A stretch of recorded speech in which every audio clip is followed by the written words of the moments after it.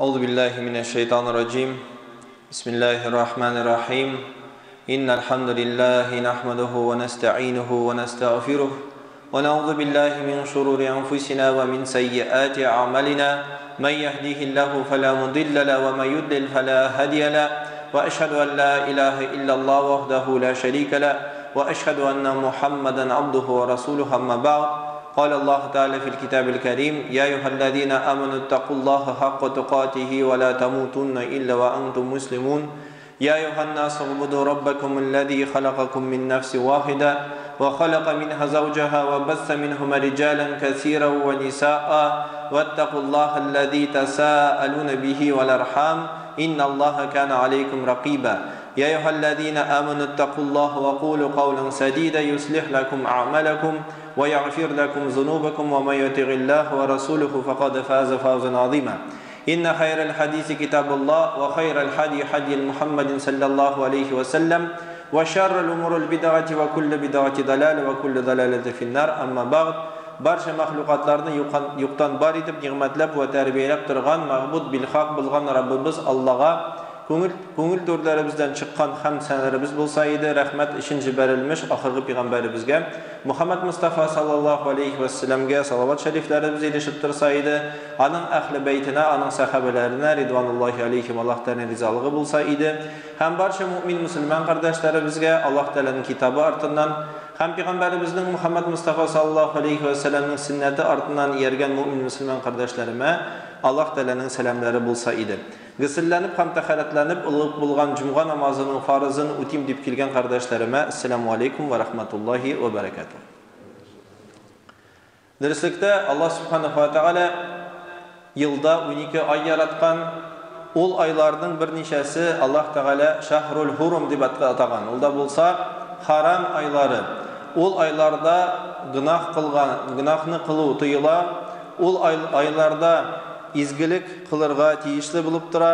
Ham bir necha kundan so'ng bizning endi borliqqa tuva Rajab oyimiz. Ham endi unda bo'lsa Rajab oyin Alloh subhanahu va taolo ko'p ne'matlar bilan biyiklagan boshqa oylardan. Ham endi Rajab oyi unda bo'lsa birinchi Ramazon oyidan keltirgan birinchi oy Rajab, onları Şagban, ham endi Ramazon. Bu 100 kunda, 90 kunda biz o'zimizning taqvaliqlarni, o'zimizning dinlarimizni orttira olamiz. Ham endi bu dinimizda ishlagan vaqtda tirishlik ko'rsata olamiz. Payg'ambarimiz alayhissalom bu oy turida bo'lay deb aytgan. Rajab oyi Allohning oyi deb aytgan. Şagban mening oyim payg'ambarimiz aytgan, Ramazon ummatning oyi. Demak, bu oylar turida payg'ambarimiz alayhissalom bir hadisda jiyib aytgach, ol oylarga biz albatta ixtiborimizni solarga tiyishmiz.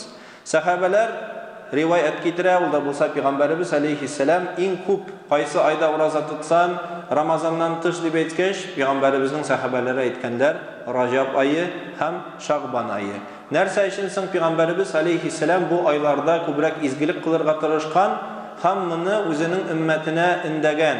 Chunki bu 100 kunda biz o'zimizning xulqlarimizni, o'zimizning g'odatlarimizni, g'irflarimizni kirisincha yaxshirta olamiz, ham o'zgarta olamiz. Agardaki biror kishini biz 100 kunga biror nindi praktikaga, stajirovkaga jibarsak, chet elgami, biror nindi yangi kasb o'rganirgami, ish oy davrida u uni o'rgana oladimi?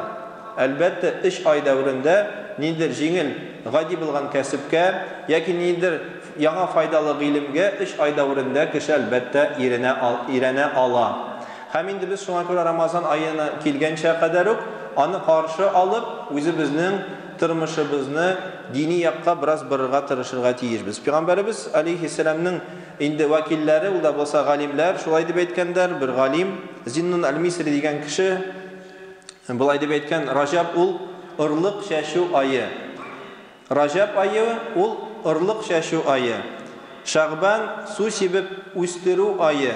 Endi Ramazon oyida o'ngishga erishuv ham jemishlarni tatu oyi deb aytgan. Demak, kimda kim Rajab oyida irliq shashmasa, Şagban oyida bu irliqni, bu o'smirni yangidan suvlar sebib o'stirmasa, tarbiyalamasa, Ramazon oyida ul jemishlarga, natijalarga bir nechikda erisha eрешә алмаячак дип әйткән инде Зиннун аль-Мисри дигән гыйлемебез. Шуңа күрә инде безгә һәрберебезгә Пәйгамбәрбез алейхиссалатның сөннәте артыннан ияреп, менә бу изге айларда үзебезнең тормышларыбызны һәрберебезгә изгелеккә борып, Рамазан айларына әзерләнергә Аллаһ Тәала барчабызга насип итсен. Баракаллаху ли ва лана фил Куранил азим ва нафa'ana bil ayatil wa zikril hakim. Astaghfirullah li wa lakum wa lisa'il jama'atil muslimin al-hadirin ajma'in innahu ghafurur rahim as-sami'ul alim.